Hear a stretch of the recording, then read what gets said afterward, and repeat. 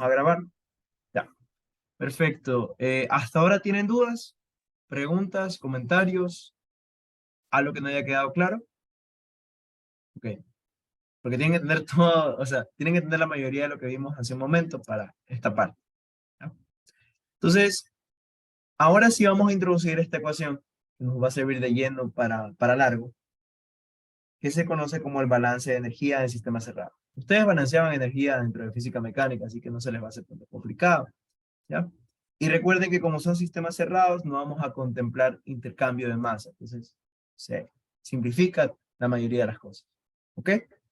Este balance de energía, ¿en qué va a consistir?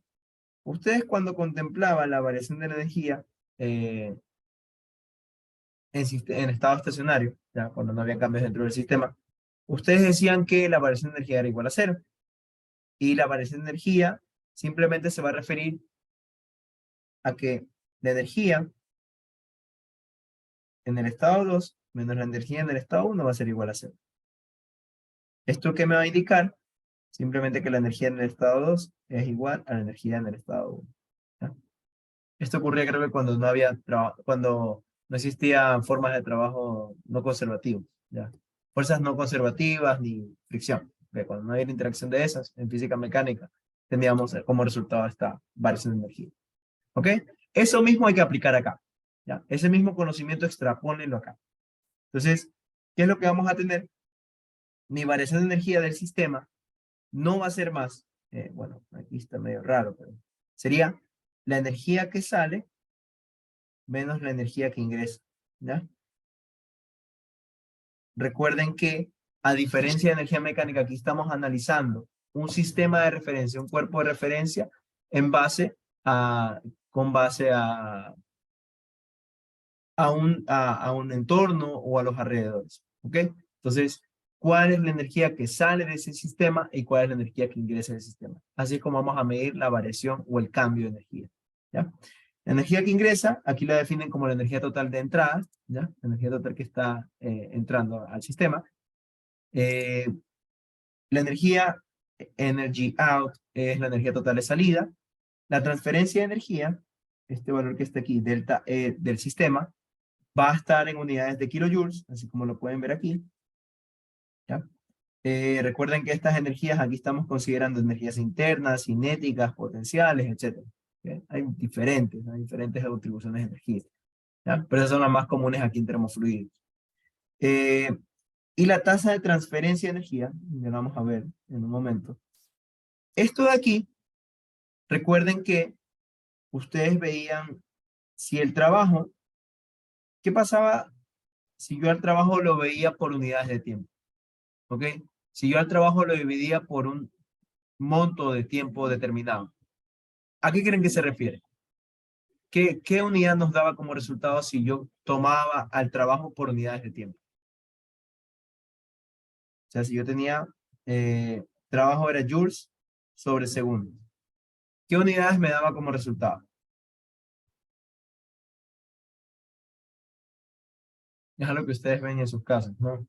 Algo que está dentro de esos electrodomésticos. Eh, Traten de recordarlo, ¿no? Los watts. Exacto. O sea, de joules a segundos, si yo divido, si yo tomo en cuenta el trabajo por unidad de tiempo, yo lo que estoy haciendo simplemente es considerar la potencia. Y la potencia va a estar dada por unidades de watts o, bueno, kilowatts. Ya depende de cómo lo quieran ver, ¿no? Si es kilojoules sobre segundos o joules sobre segundos. ¿Ya? Entonces, eso mismo vamos a extrapolarlo acá. Si yo divido la energía por unidad de tiempo, si yo quiero cuantificar cuánta energía se está movilizando por segundo, yo lo que estoy haciendo es viéndolo como una tasa, ¿ya? Recuerden que cuando veíamos, cuando se veía en cálculo 1, ¿no?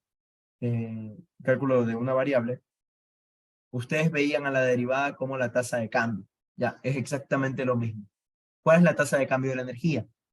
Estoy viendo la energía por unidad de tiempo. Entonces, yo estoy dividiendo, estoy aplicando un cociente a la energía por unidad de tiempo, ¿ya? Entonces, aquí lo pueden ver, ¿no? Tenemos la variación de energía del sistema en cambios infinitesimales de tiempo, se convierte en esto de aquí. Derivada de la energía del sistema con respecto al tiempo. Entonces, como yo estoy tomando ahora una unidad de tiempo como cociente, esto se convierte en kilowatts. O sea, kilojoules sobre segundo. Que nos da como resultado kilowatts. Como ustedes muy bien lo dijeron. ¿Ok? ¿Estamos claros hasta allí? ¿Dudas con respecto al balance de energía y sus unidades? ¿Preguntas? Ok, perfecto. ¿Ya? Unas últimas consideraciones antes de avanzar con los ejercicios. ¿Ya? Si tenemos algo como esto, ustedes van a ver el sistema, ¿no? Ya es lo que estábamos viendo hace un rato. El calor que se transfiere al sistema hace que se eleve la energía de las moléculas y su energía interna, ¿no? Mientras que si este calor es transferido desde el sistema, vamos a perder energía. ¿Ya? Asimismo, el trabajo que es transferido hacia el sistema, o que es mayor a cero, hace que se eleve la energía tanto de las moléculas como de la energía interna, mientras que el trabajo que es transferido desde el sistema hacia el entorno va a hacer que se pierda energía. ¿Ya? Y es lo que vimos hace un rato. ¿Ok? Estos diagramas de temperatura-volumen lo que nos van a permitir entender más adelante es cómo funcionan maquinarias compuestas por distintos dispositivos de flujo estable. Por ejemplo, aquí pueden ver cómo un ciclo se está dando a partir de una caldera, una turbina, un condensador y una bomba. ¿Ya? Esto lo se verá mucho más adelante y se conoce como ciclo termodinámico. Pero es importante que ustedes vean la funcionalidad de conocer para qué nos sirve entender el calor y el trabajo. A la larga nos va a permitir entender cómo funcionan los ciclos termodinámicos y cómo funcionan las máquinas en sí. ¿Ok? Ya, perfecto. Entonces vamos a realizar el ejercicio de acá. ¿Alguien que me pueda ayudar leyendo, por favor, el ejercicio? ¿Algún voluntario? O escoja al azar.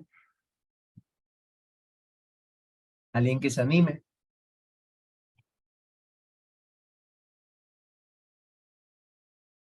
Nadie se anima. Ok. Ya lo escojo. A ver, ¿me ayudas, por favor, Neisser Dávila? Eh, ok. Sí. Un dispositivo de cilindro émbolo contiene 40 litros de agua líquida a 300 grados Celsius y 200 kilopascales. Se transfiere calor al agua a presión constante hasta que se evapora completamente. A. ¿Cuál es la masa del agua en el cilindro? B. ¿Cuál es la temperatura final? C. Determina el calor total añadido y D. El trabajo de frontera durante el proceso. Ok. Muchísimas gracias, Neisser. Ya. Entonces, ¿qué es lo que está ocurriendo? Recuerden que nosotros siempre vamos a analizar procesos, ¿ya? O sea, cambios de estado, cambios de fase. Siempre vamos a analizar eso. De eso se trata la termodinámica en esta parte de, de los termofluidos, ¿no? Entonces, en un primer lugar, nosotros tenemos agua líquida a una temperatura de 30 grados Celsius y a una presión de 200 kilopascales, ¿ya? Eso en primer lugar. ¿Cuánto tenemos? Tenemos un volumen de igual a 40 litros, ¿ya? De H2O. En un sistema de cilindro émbolo.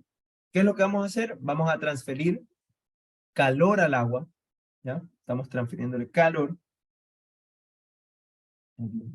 Ingresa calor. Está transfiriéndose calor al agua a una presión constante, ¿ya? ¿Qué quiere decir que sea presión constante? Que P1 va a ser igual a P2 y eso nos va a dar igual a 200 kilopascales. O sea, la presión no ha cambiado para nada. Pero esto hará que se evapore completamente el agua líquida, ¿ya? O sea que tengamos ahora al H2O como gas, ¿ya? En estado gaseoso.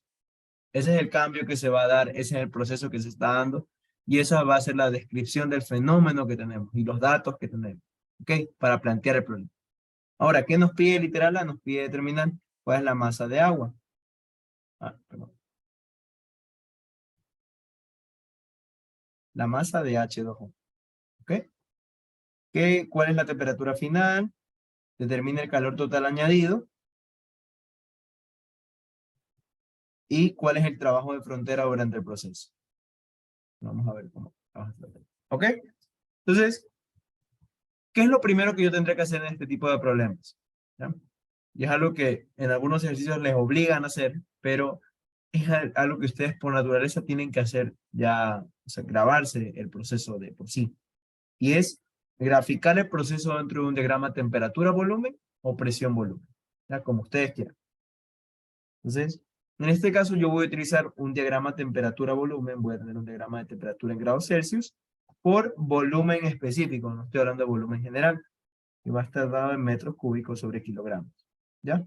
En estos diagramas recordemos que siempre en ambos, TB y PB, voy a tener un domo de saturación, ¿ya? Siempre voy a tener eso. Ahora, ¿cómo se va a comportar ese domo de saturación? ¿Cómo va a ocurrir el proceso? Eso va a variar de las condiciones del problema. ¿Qué me dicen? Me dicen que la presión es constante. Perfecto. Entonces yo voy a tener, recuerden que dentro de la mezcla saturada, la presión se mantiene de esta manera, ¿ya? La presión y la temperatura se mantienen constantes dentro del domo de saturación. O sea, cuando es mezcla saturada. Justo cuando ya es líquido comprimido y vapor sobrecalentado, va a comportarse de esta manera, ¿ya? ¿Por qué solo grafico una línea aparte del domo de saturación? Porque recuerden, cuando tenga un diagrama temperatura-volumen, esa línea que está allí me va a representar una presión constante. Es decir, y para que lo recuerden, va a ser una línea isobárica, ¿ya? Porque isobárica indica que la presión se mantiene constante. ¿Ok? Entonces, ¿cuál es la presión constante? Es una presión de 200 kilopascal. ¿Ok? Perfecto. Ahora, ¿qué más me va a importar a mí? Quiero saber en qué estado se encuentra inicialmente el agua, porque en el diagrama yo tengo que representar eso. ¿Cómo yo podría conocer cuál es el estado o la fase en la que se encuentra el agua desde el inicio? Con esos dos datos. Me están dando tanto temperatura como presión. Requiero de ambas, porque recuerda que tenemos que comparar, ¿ya? No sé si se acuerdan cuando llenábamos las tablitas y nos daban temperatura, presión, energía interna, fase y calidad, ¿ya? Entonces, a partir de eso tenemos que determinar si nos dice que es agua líquida, pero puede ser líquida saturada o líquido comprimido. Entonces tenemos que determinar qué estado se encuentra o en qué fase se encuentra la sustancia, ¿ya? Para ello, ¿qué tendríamos que hacer? Tendríamos que dirigirnos a la tabla termodinámica, ¿no? Yo las voy a compartir por acá, que no puedo compartir en la tabla. Ah, no me dejó. Sí, ahora sí. Perdón. Ahí está, ¿no? Entonces, ¿qué es lo que me están diciendo? Ahí me están diciendo que la temperatura es de 40, no, perdón, es de 30 grados Celsius y la presión es de 200 kilopascales, ¿ok?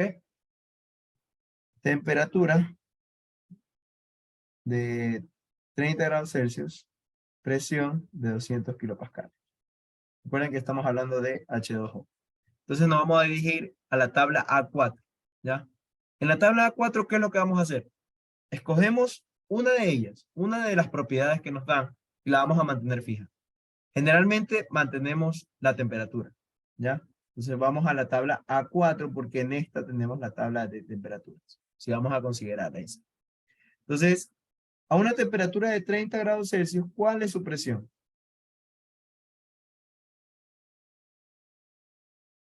La presión de saturación a 30 grados Celsius da igual a 4.2469 kilopascal. ¿Qué es lo que está pasando aquí? La presión de saturación es menor a la presión del ejercicio. ¿Qué significa eso, chicos? Tenemos que, ¿en qué fase o en qué estado se encuentra la sustancia?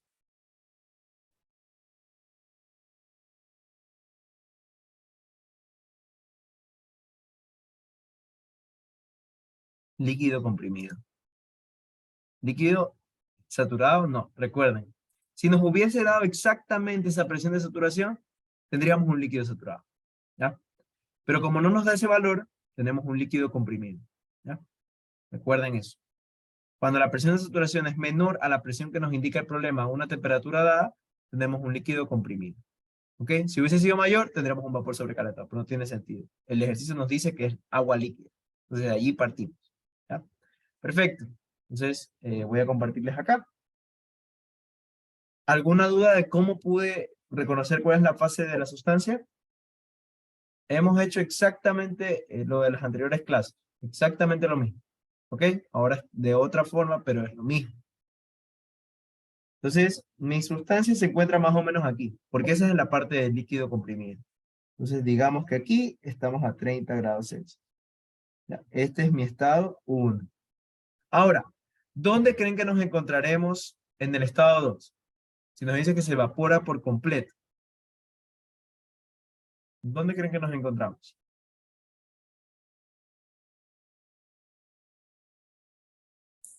Vapor sobrecalentado, tal vez. ¿Ya? ¿Por qué no vapor saturado? O sea, también, pero no sé. ¿Ok? Recuerden que hicimos esa diferencia cuando estábamos en la ayudantía presencial. Cuando llegamos a vapor saturado, allí es donde se evapora por completo el agua. ¿Ya? La de vapor sobrecalentado simplemente estamos aumentando las temperaturas, pero ya tenemos completamente vapor. Ya llegamos a un punto en el que no hay mezcla, no hay nada de líquido. Y es justamente aquí. Aquí llegamos a... perdón, voy a borrar esa nota. Ahí. Justamente aquí tenemos solo gas, tenemos solo vapor. ¿Ya? Entonces, si no nos indican nada más, si nos indican que solo se está evaporando por completo, ya solo tenemos gas, no estamos elevando temperaturas, bueno, más allá de lo necesario, ese va a ser nuestro estado, a menos que nos digan algo más, ¿ya? Solo nos están diciendo que se evapora por completo. Entonces, es en ese punto en donde yo ya solo tengo vapor, yo no tengo nada de líquido, ese es mi estado 2, ¿ok? Entonces, esa va a ser la variación que se va a dar dentro de mi proceso. Tengo líquido comprimido, voy a vapor saturado. Ahora yo les pregunto, ¿me sirve tener líquido comprimido? ¿O yo puedo utilizar los datos de líquido comprimido en el problema? No. No, exactamente, Rafael. Yo voy a tener que utilizar, o yo voy a tener que aproximar este estado al líquido saturado.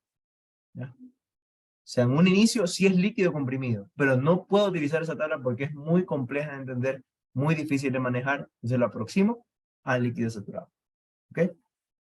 Entonces, mi proceso se va a dar de aquí a acá. Y eso es lo que más importa. ¿Ok? ¿Entendido hasta allí? ¿Dudas? ¿Preguntas? ¿No? Ok. Entonces, ¿cómo puedo determinar Profesor, la ¿puede masa de agua? repetir ¿Sí? cómo definió que era líquido comprimido? O sea, Claro, sí, cómo... sí. Sí, sin ningún problema. ¿Ok? Entonces, recuerda que nos dan, dentro del problema siempre nos tienen que dar los datos necesarios para poder sacar todo. No hay un mal planteamiento de problema. La temperatura nos indican que es de 30 grados Celsius. La presión es de 200 kilopascales. ¿Ya? Entonces, yo solo con esas dos propiedades yo puedo sacar muchas cosas. ¿Ya? Entonces, si yo tengo temperatura y tengo presión, yo voy a tener que comparar. Cojo una de ellas. Puede ser la temperatura, puede ser la presión, cualquiera, la que tú desees. Si yo escojo la temperatura, yo lo que voy a tener que comparar o hallar es en la tabla A4, porque se trata de agua, buscar la presión de saturación a 30 grados Celsius y compararla con la presión que me da el problema. Si me hubiera ido por la otra vía, definía mi presión y me iba a la tabla A5 para allí encontrar una temperatura de saturación a 200 kilopascales y comparar con la temperatura que me da el ejercicio. ¿Ok? Entonces comparo, voy a la tabla, ok, ya la presenté y en la tabla A4 que me dice que la presión de saturación a 30 grados Celsius da un valor de 4 punto algo, 4.2, ¿ya? Kilopascal. ¿Qué pasa si yo tengo 4.2 kilopascales? Yo estoy comparando 4.2 kilopascales con 200 kilopascales. ¿Qué está pasando? Mi presión de saturación es menor, muchísimo menor a la presión que me da el problema, la presión del ejercicio. Entonces, si la presión de saturación es mucho menor a la presión del ejercicio, yo voy a encontrarme con una fase, con un estado de líquido comprimido. ¿Okay? ¿Qué ocurría si la presión de saturación era exactamente igual a la presión del ejercicio? ¿Qué pasaba? ¿Qué sería líquido Ujú. saturado? Saturado. Perfecto, Ana Paula. Ujú. Sería un líquido saturado, exactamente. Si era exactamente igual, un líquido saturado. ¿Ok? Pero Y si como era no son mayor, iguales, como si fuera mayor, ¿qué sería? ¿sí? Ajá. No, fuera, ¿qué sería? Ah, ya. ¿Qué sería si fuese mayor la presión de saturación? Si la presión de saturación es mayor que la presión del ejercicio, allí lo que tenemos es un vapor sobrecalentado. ¿Ya? Y la presión de saturación es mayor a la presión que me indica el ejercicio. ¿Ok? Entonces, esas son como que consideraciones muy importantes. Ya está compartida esa diapositiva. Allí están las consideraciones. ¿Por qué moví el estado 1 de líquido comprimido a líquido saturado? ¿Ok? Yo hago eso, José, porque la tabla de líquido comprimido, que es la tabla, no recuerdo, A5, no, A6 o A7, creo que es A7, ¿ya? La tabla A7 es muy compleja de entender, o sea, es muy difícil de manipular a la hora de sacar los datos, de conocer la energía interna, de conocer distintas propiedades. Entonces, como es muy compleja de entender y de manipular, lo que se hace es aproximar a líquido saturado. ¿Ok? Se aproxima al líquido saturado, porque no es que haya una variación súper grande, ¿ya?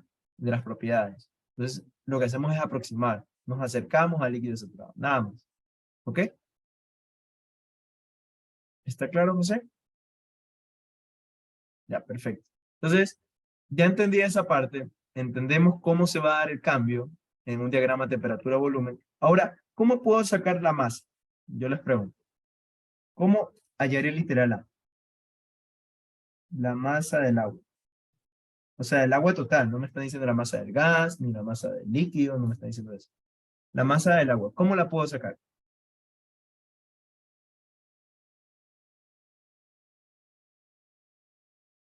¿Alguien alguna idea?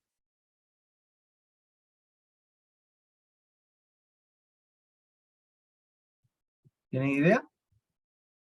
Recuerden que tenemos volumen.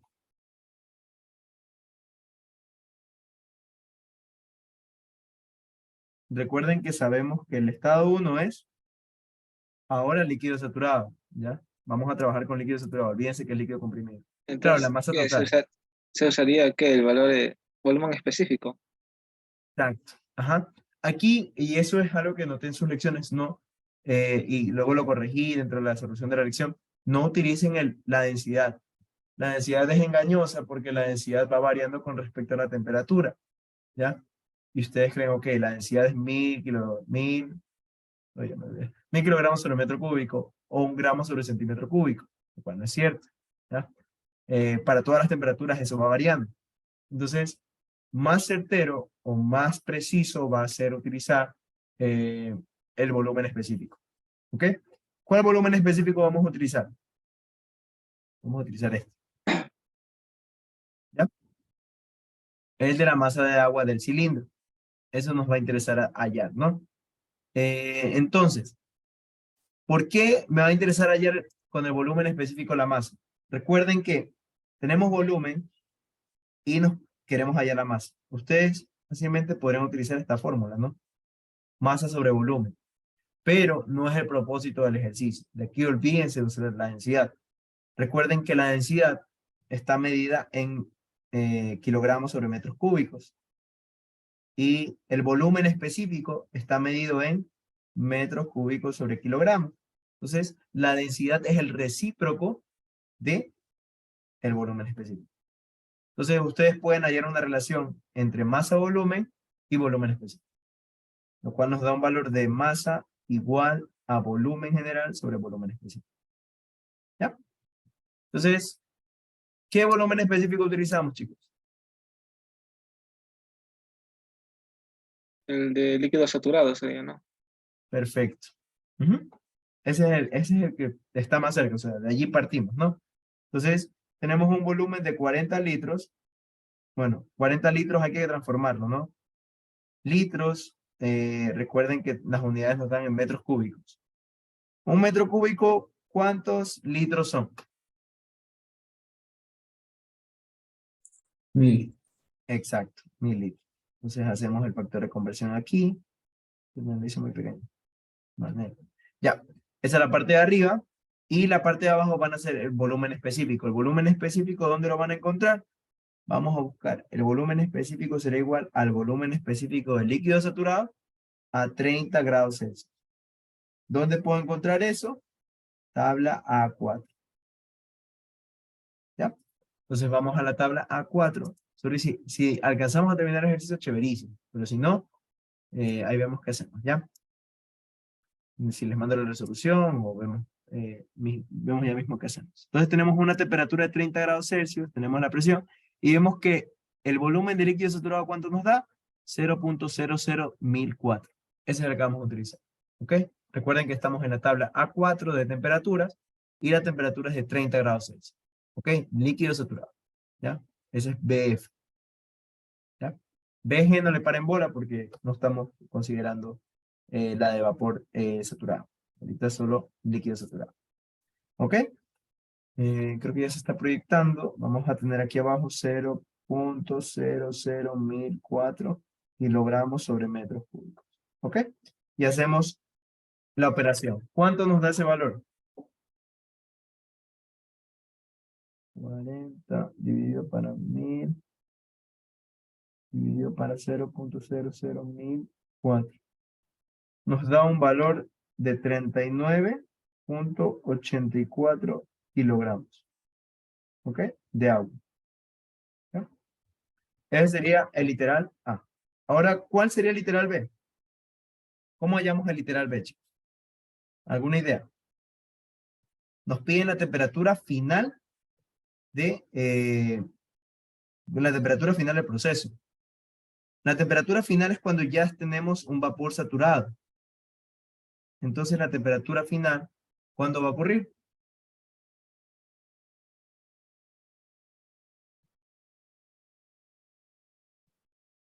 No sería la misma. ¿Están seguros de eso? Recuerden que No, el por eso proceso es pregunto. isobárico. No estoy Recuerden que el seguro. proceso, el proceso es isobárico. ¿Ya? No te dice que el proceso es isotérmico. Entonces, aquí como que parece que tenemos la misma temperatura, pero no es así. ¿Ya? Como yo veo, el volumen específico 1 no es lo mismo que el volumen específico 2, ya que se debe por el cambio de temperaturas. Pero ¿Ok? una duda, por ejemplo, estamos del líquido saturado, ¿verdad? Es el A punto vapor 1 y saturado. el otro es vapor saturado. Ujú. Los dos no están a la misma temperatura. Como tal, parece que sí, pero el entender que los volúmenes específicos, las energías internas, las entalpías, las otras propiedades físicas están variando, es intrínsecamente por la variación de temperatura. En el gráfico Supongo, no se puede representar supongo así. que no varía mucho en sí. Habría que analizarlo. Habría que analizarlo con... Ok. habría que analizarlo. Y justo esto vamos a hacerlo ahorita. Sí, no te preocupes. Entonces, la temperatura que vamos a hacer, la temperatura vamos a tomar, ¿qué nos dicen? Que es vapor saturado. Si nos dicen que es vapor saturado, ¿qué es lo que tendríamos que buscar? La temperatura de saturación ahora a la presión de 200 kilopascales. ¿Por qué ahora yo no utilizo la temperatura como parámetro inicial?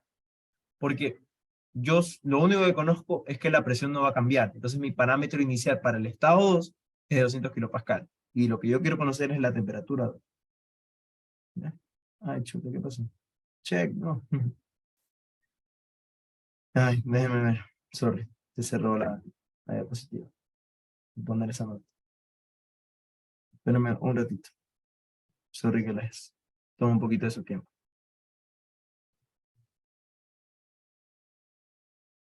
Tengo demasiadas cosas. A ver, aquí está. Ya, la temperatura, en la temperatura, ¿qué es lo que yo voy a tener? Yo voy a tener la presión como parámetro inicial. Y a partir de la presión, voy a tener que sacar una temperatura de saturación. ¿Ok? Aquí, ok, perfecto. Entonces, esa temperatura de saturación va a ser a los 200 kilopascales. Entonces ya no voy a utilizar la tabla A4, voy a la tabla A5, porque esa es una tabla de presión. Y me dirijo a la presión que diga 200 kilopascales. Como ustedes pueden ver, la temperatura de saturación a 200 kilopascales, ¿cuánto me da? 120.21 grados Celsius. ¿Y por qué se debe eso? Y es justamente respondiendo a tu pregunta, Josué. La temperatura a la cual se encuentra el líquido saturado y el vapor saturado es la misma. Pero recuerda que mi ejercicio me está dando la temperatura a 30 grados Celsius para el líquido comprimido. Entonces, la variación que hay de líquido comprimido a líquido saturado en temperatura se salta. Pero no podemos trabajar con líquido comprimido. ¿Ya? Esa es la razón por la cual sí son iguales en la de líquido saturado y vapor saturado, pero no la de líquido comprimido con la de vapor saturado. Y por eso varía tanto. Varían 90 grados Celsius. ¿Ok? ¿Sí está un poco más entendido? Sí. Sí, ok. Ya. Déjame borrar esto de aquí. Chuta. Ah, ya. Ahí va. Ok. Ya. Entonces ese sería literal, ¿ve? Una Sí, pregunta. claro. ¿Es esa aproximación de líquido Comprimido con saturado. Ajá. comprimido con el saturado también se puede hacer en vapor sobrecalentado con el Allí con el no. no. Con el comprimido, con el sobrecalentado y el saturado, no. Allí no funciona porque la tabla A6 sí te permite obtener valores. Ah, Ahí ok. lo único, sí. Allí lo Bueno, único en que el se libro hace es menciona, creo que por eso no hay muchas tablas de líquido comprimido. O comprimido. sea, Exacto. Ajá. ok. Para líquido comprimido es muy difícil trabajar las propiedades. Entonces se prefiere utilizar líquido saturado. Pero para vapor sobrecalentado sí se puede. ¿Ok? Ok, Solo que hay que gracias. interpolar. Ujú. Ya. Entonces, para literal C tenemos el determinar el calor total añadido. ¿Cómo creen que podríamos determinar el calor total añadido a la sustancia? ¿Qué creen que podríamos hacer? Calor total añadido. El calor lo podíamos definir de diferentes maneras, ¿no? Ustedes quizás lo vieron en el colegio de otra forma. Ustedes vieron el calor latente y el calor específico, ¿no? Pero es algo que veremos más adelante. Q es igual a la variación de energía. Ok, ya, pero ¿cómo mido esa energía? No la tengo. Ese es el problema. ¿Qué parámetro debería utilizar? Justamente aquí. Me dicen que el proceso es isobárico.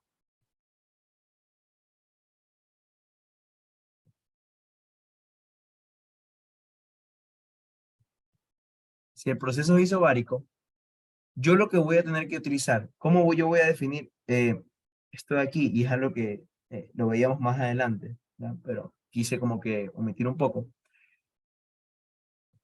Yo sé que en todo sistema voy a suponer que hay transferencia por calor y por trabajo entre el entorno y el sistema, ¿no? O sea, todo fenómeno, todo proceso va a tener eso. Va a tener calor y trabajo. ¿Ya? Vamos a suponer eso. Y ese calor y ese trabajo van a hacer que cambie la energía interna de mi sistema. Ya, recuerden que la energía interna es la que contiene todas las partículas, las moléculas, cómo se mueven, cómo interactúan entre ellas y demás. ¿Ya? Entonces, eso va a provocar el cambio de energía interna. Ahora, ¿qué pasa si mi proceso es isobárico? Si mi proceso es isobárico, yo voy a tener que el calor va a ser igual a la variación de energía y este trabajo va a ser, si se trata de un sistema cilindro-émbolo, el sistema cilindro-émbolo, yo no tengo trabajo de eje, yo no tengo trabajo eléctrico. ¿Qué única forma de trabajo tengo? Trabajo de frontera. Mi trabajo de frontera, ¿cómo yo lo puedo definir? Recuerden que esto es neto. Y esto también es neto. Mi trabajo de frontera, ¿cómo lo puedo definir? Yo lo puedo definir como la presión por la variación de volumen. ¿Ya? En este caso, volumen general, volumen general. Pero si yo no quiero trabajar con volúmenes generales o con volúmenes totales, yo puedo trabajar con los volúmenes específicos. Muy bien. ¿Cómo lo hago? Lo único que voy a hacer es poner la masa. Masa por la presión, por volumen específico 2 menos volumen específico 1. ¿Ya? ¿Y aquí qué va a pasar? Como mi proceso es isobárico, la presión se mantiene constante, no hay ningún problema. Pero esto, recuerden que es U2 menos U1 más la masa por la presión por V2 menos la masa por la presión por V1. ¿Ya? Y esto aquí, ¿cómo lo puedo ver? U2 más, o sea, puedo organizarlo de la siguiente manera. U2 más masa por V2 más, bueno, le puedo quitar, le puedo hacer factor común menos. Puedo poner U1 más masa por V1. Y ahora yo les quiero preguntar, esta forma de aquí, ¿a qué se asemeja? A la entalpía. La entalpía, como yo la definía, como la energía interna más P por la variación del volumen. Por el volumen, perdón. En este caso, yo no tengo volumen general, entonces pongo energía interna específica por la masa, por la presión, por el volumen específico. Y eso es igual a la entalpía. ¿Ok? Entonces, yo tengo aquí entalpía 2, entalpía 1. Entonces, ¿cómo yo puedo simplificar todo este proceso? ¿Cómo yo puedo simplificar este fenómeno? Este proceso se puede definir como la diferencia de las entalpías entre el estado 2 y el estado 1. Y eso va a ser el calor. ¿Ok? ¿Alguna pregunta hasta allí? Esto quiero revisarlo también la siguiente semana, por eso es que estoy más o menos dándoles un preámbulo. ¿Ah? Esto solo funciona para los procesos isobáricos. Para los O- procesos isobáricos, muy bien. Ajá. Hay otro proceso que es el isocórico. Cuando tenemos volumen constante, allí lo que va a ocurrir es que no va a haber trabajo. Como no hay trabajo, solo tendremos que el calor es la aparición de energía interna. ¿Ya? Eso, son diferentes procesos, por tanto, diferentes consideraciones. En isotérmicos, allí no vamos a... ¿Qué pasa en procesos isotérmicos? No hay transferencia de calor. Recuerden que el calor o la transferencia de calor simplemente se da por los gradientes de temperatura. Si no hay variación de temperatura, no va a haber transferencia de energía por calor. ¿Ya? Si es un proceso isotérmico, no va a haber calor. Es cero. ¿Ok? Es un proceso adiabático. Perdón. Sí, adiabático. Sí, sí, sí. Proceso adiabático. ¿Ok? ¿Está claro? Entonces, lo que tendría que hacer aquí es